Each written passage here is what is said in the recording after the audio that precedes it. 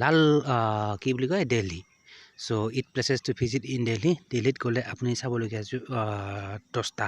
ঠাই 10খন ঠাই আৰু মানে so Red Fort number 1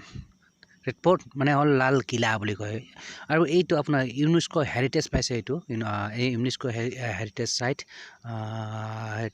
Red Fort is a iconic symbol of India's rich history built by emperor Shahjahan in 17th century ঠিক আছে এইটো হ'ল লাল কিলা এইটো নাম্বাৰ 1 দিল্লীত চাবলগীয়া বস্তুৰ ভিতৰত নাম্বাৰ 1 আহিলে আপোনাৰ লাল কিলা এইটোৱে লাল কিলা মানে ৰেড ফৰ্ট আৰু এইটো বনাইছিল আপোনাৰ মানে শ্বাহজাহানে বনাইছিল এইটো বহুতে নাজানিব পাৰে গাইছ চ' এইটো শ্বাহজাহানে বনাইছিল 17th century মানে 1700 শতাব্দীত বনাইছিল মানে 17th century শ্বাহজাহানে বনোৱা এইটো হ'ল ৰেড ফৰ্ট তাৰপিছত আহিলে আপোনাৰ এইটো কুতুব মিনাৰ এটা মিনাৰ হয় এইটো এটা একক দশক শতক হাজাৰ নহয় মানে 1 2 3 4 5 খলপীয়া টাইপৰ এইটো এটা মিনাৰ যাক কোৱা হয় কুতুব মিনাৰ আৰু এইটো Qutub Minar is the tallest brick in the world ইটাৰে বনোৱা মানে এটা আটাইতকৈ ওখ বুলি কোৱা হয় পৃথিৱীৰ ভিতৰত এটা মিনাৰ যে নহয় ষ্টেণ্ডিং এট অভাৰ 73 মিটাৰ চাই মানে এইটোৰ দীঘল হ'ল আপোনাৰ মানে 73 মিটাৰ দীঘল মানে এইটো কুতুব মিনাৰটো চ' কেতিয়াবা কুইজ মানে জিকেট আহি যায় মানে এই কুতুব মিনাৰটোৰ দৈৰ্ঘ্য কিমান বুলি ক'লে আপোনাৰ ক'ব লাগিব 73 মিটাৰ চাই ঠিক আছে 73 মিটাৰ্ছ যে নহওক এইটো হ'ল কুতুব মিনাৰ চ' দিল্লীত গ'লে এইবোৰ বস্তু চাবলগীয়া মানে মষ্ট ফেমাছ বস্তু মানে এইটো তাৰপিছত আহিলে আপোনাৰ হুমায়ুনছ টম্ব এইটো আপোনাৰ তাজমহলৰ দৰে দেখি আছে এইটো হ'ল আপোনাৰ হুমায়ুনছ টম্ব স্ক্ৰীনত দেখি আছে এইটোৱে হ'ল আপোনাৰ হুমায়ুনছ টম্ব চ' যিয়ে নহওক build in the mid 16th century 1600 শতাব্দীত বনোৱা মোটামুটি 1600 শতাব্দীৰ মাজমজিয়াত বনোৱা মানে mid 16th century is a UNESCO world heritage site and ৰিজাৰ্চিং প্লেচ অফ এম্পায়াৰ হুমায়ুন যিয়ে নহওক গাইজ এইটো আছিলে আপোনাৰ হুমায়ুনছ টম্ব চ' আপুনি যদি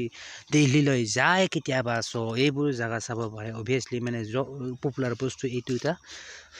চ' তাৰপিছত আহিলে আপোনাৰ ইণ্ডিয়া গেট ইয়াৰ নামটো কৈ লাভেই নাই সকলোৱে জানে ইণ্ডিয়া গেট এখন জনপ্ৰিয় মানে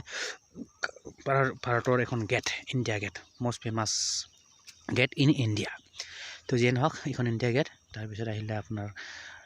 লোটাছ টেম্পল চ' বহুতে নাজানিব পাৰে এইটো লোটাছ টেম্পল আমাৰ দিল্লীতে আছে মানে পুদুম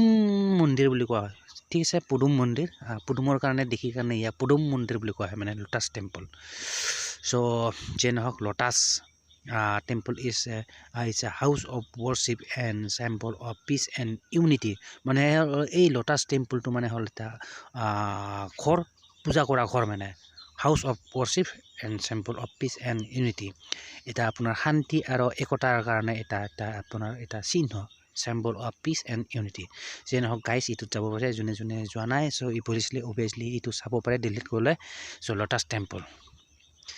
চ' তাৰপিছত আহিলে আপোনাৰ চাবলগীয়া বস্তু মানে দিল্লীত আপোনাৰ এইটো অক্ষৰধাম টেম্পল এইটো এটা মন্দিৰ হয় এইটো ৰাম মন্দিৰৰ দৰে এটা দেখি আছে ৰাম মন্দিৰ টাইপ এইটো হ'ল আপোনাৰ অক্ষৰধাম টেম্পল ৰিনাউড ফৰ ঠিক আছে যিয়ে নহওক এইটো এটা মন্দিৰ হয় আৰু অক্ষৰধাম টেম্পল বিখ্যাত টেম্পল মানে তাৰপিছত আহিলে চান্দনী চক টু চাইনা এইখন চিনেমাৰ নাম কিন্তু চান্দনী চক টু চাইনা নহয় এইটো চান্দনী চক হয় এটা চক চান্দনী চক one of the oldest and busiest market in the world Delhi explored charming streets simple delicious street food and shop for traditional textiles so যিয়ে নহওক এইটো এটা চক হয় নাম হ'ল চান্দনী চক এইটো এটা বহুত পুৰণাৰ পৰাই মানে দিল্লী এটা জনপ্ৰিয় বস্তু বুলি কোৱা হয় মানে ইয়াতে আপোনাৰ বিভিন্ন ধৰণৰ বস্তু পোৱা যায় মানে বিভিন্ন ধৰণৰ ষ্ট্ৰীট ফুডৰ লগতে আপোনাৰ ট্ৰেডিশ্যনেল আপোনাৰ টেক্সটাইল পোৱা যায় তাৰপিছত আপোনাৰ আছে আপোনাৰ কি বুলি কয় চাৰ্মিং ষ্ট্ৰীট কিবা কিবি আছে এইবিলাক বিভিন্ন ধৰণৰ বস্তু মানে মেইনলি কোৱা হয় মানে এই চকটো মানে এইটো আপোনাৰ একদম বহুত আগৰ পৰাই মানে একদম বিজি থকা মানে ব্যস্ততাৰ পূৰ্ণৰে ভৰা এটা চক যাৰ নাম চান্দনী চক চ' ঠিক আছে সেইটো অভিয়াছলি চাবলৈ পৰা এটা বস্তু মানে বহুতে মানে এইটো পপুলাৰ বুলি কয় চ' দিল্লীৰ পপুলাৰ এটা চক আৰু মানে চ' নাম হ'ল চান্দনী চক চ' তাৰপিছত আহিলে আপোনাৰ গুৰুদ্বাৰা বাংলা চাহেব এইটো হ'ল গুৰুদ্বাৰা বাংলা চাহেব ঠিক আছে চ' অভিয়াছলি যাব তাৰপিছত অন্তিমটো আহিলে আপোনাৰ এইটো this are just a few of the countless attraction in the এইটো লোটাছ টেম্পল হয় একচুৱেলি দিল্লী হেজ তো যিয়ে নহওক গাইছ এইখিনি আছিল আপোনাৰ দিল্লীত গ'লে কিছুমান চাবলগীয়া বস্তু মানে লোটাছ টেম্পল হওক তাৰপিছত আপুনি ডিছকাছ কৰিলোঁ চান্দনী চক তাৰপিছত কিবা কিবি এইবিলাক মানে চ' আপুনি যদি দিল্লী কেতিয়াবা যায় অভিয়াছলি এইবোৰ জেগাত ফুৰিব পাৰে মানে ঠিক আছে চ' নাম্বাৰ 1 আছিলে ৰেড ফৰ্ট তাৰপিছত আছিলে কুটুব মিনাৰ তাৰপিছত যাব লাগে আপোনাৰ হুমায়ুন টুম্বছ তাৰপিছত চাব লাগে ইণ্ডিয়া গেট তাৰপিছত লোটাছ টেম্পল মানে পদুম মন্দিৰ তাৰপিছত আহিলে আপোনাৰ এইটো আছিলে অক্ষৰধাম টেম্পল এইটো এটা মন্দিৰ হয় ৰাম মন্দিৰৰ দৰে দেখি আছে ৰাম মন্দিৰ অক্ষৰধাম টেম্পল তাৰপিছত আছিলে চান্দনী চক তাৰপিছত আছিলে এইটো গুৰুদ্বাৰ বাংলা চাহিব চ' এইখিনি আছিলে দিছ আৰ জাষ্ট ফিউ চ' গাইছ এইখিনি আছিলে আপোনাৰ দিল্লীত গ'লে কেতিয়াবা চাবলগীয়া মানে কেইটামান বস্তু ঠিক আছে যদি যোৱা নাই চ' অভিয়াছলি যাব গ'লে এইবিলাক বস্তু চাই ল'ব ঠিক আছে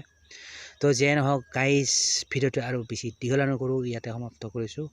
চ' আশা কৰোঁ নেক্সট ভিডিঅ' সোনকালে লগ পাম চ' till then bye guys and see you in the next video'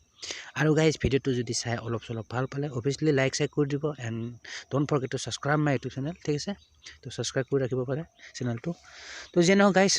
ভিডিঅ'টো এতিয়া সমাপ্ত কৰিছোঁ ইয়াতে চ' আশা কৰোঁ নেক্সট ভিডিঅ' সোনকালে লগ পাম চ' till then bye guys and see you চুন